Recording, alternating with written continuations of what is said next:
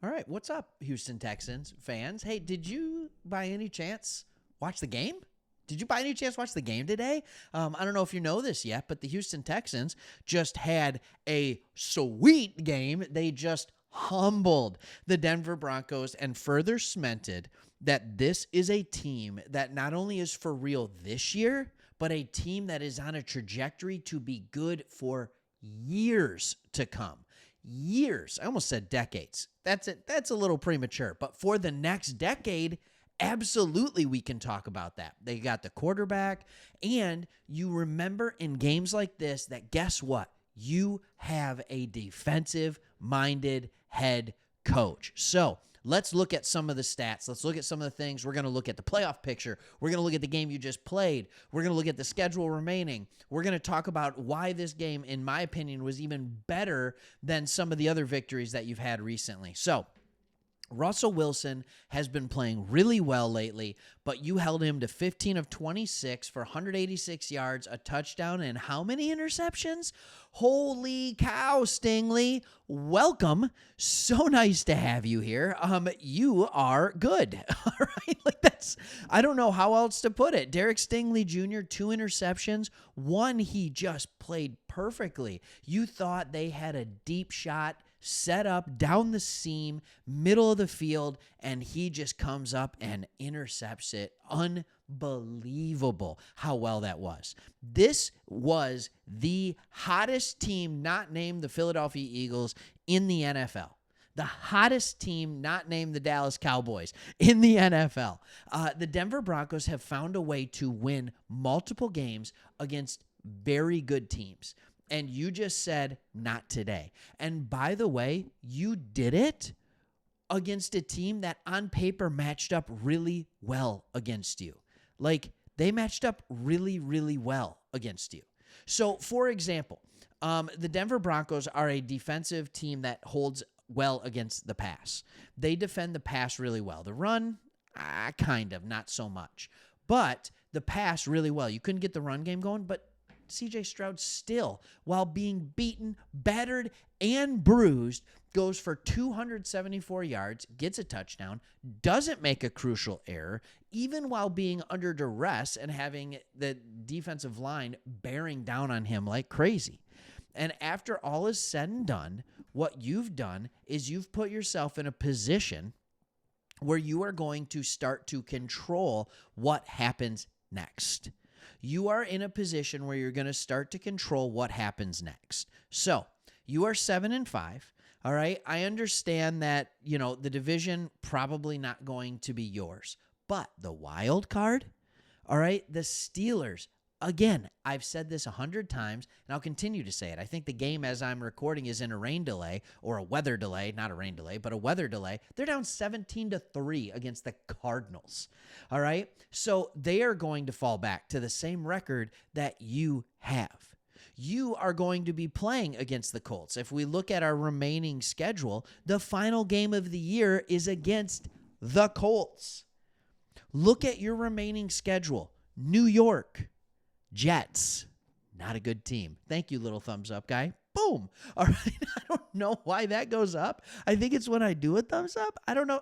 Hey, we're celebrating. All right. So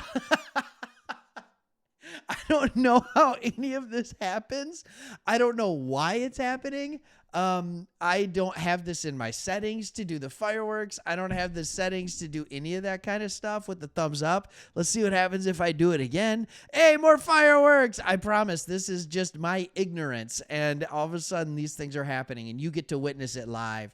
But you have the Jets. Then you go up against the Tennessee Titans, who, while are not a bad team, they're also not an elite team by any shape or form. The Cleveland Browns don't know what's going on with their quarterback situation. They have a good defense, but they're also a defense that gives up big plays, and the Texans are a big play offense.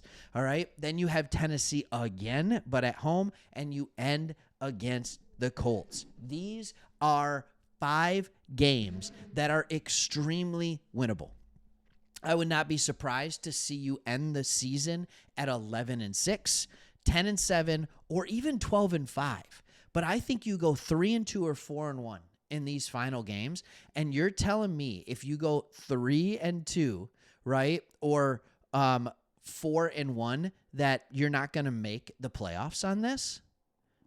You're going to. You're just gonna.